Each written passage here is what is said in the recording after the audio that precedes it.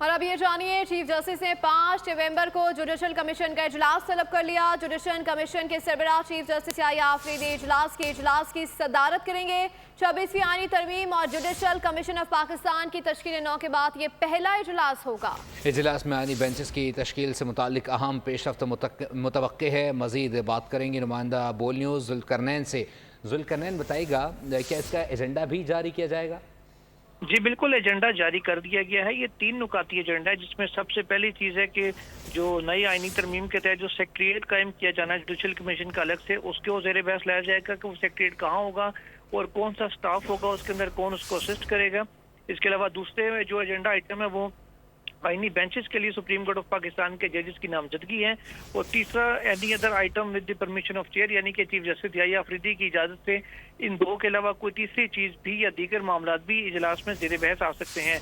इस इजलास में chief justice of Pakistan Yahya Afridi बतौर chairman of judicial council judicial commission इसकी सरबराही करेंगे, जबकि justice Mansoor Ali Shah, justice Munib Akhtar, justice Aminuddin Khan, Farooq Naek, Sheikh Aftab Ahmad, Rohan Khurshid, Azam Nazir Tarar और मंसूर उस्मान ऐवान जो अटॉर्नी जनरल ऑफ पाकिस्तान है। इस तरह पाकिस्तान बार काउंसिल के मेंबर अख्तर हुसैन, पीटीआई के जो 2 अरकान हैं शिबली फराज और उमर अयूब खान, इन तमाम को शिरकत के लिए बाकायदा तौर पर दावत भी दे दी गई है। और 5 नवंबर को दोपहर 2 बजे सुप्रीम कोर्ट बिल्डिंग में ये जुडिशल कमीशन ऑफ पाकिस्तान का पहला इजलास होगा। जी बहुत शुक्रिया जुल्करनैन इकबाल अपडेट करने के लिए। सब्सक्राइब करें और बेल दबाएं ताकि कोई खबर रह न जाए।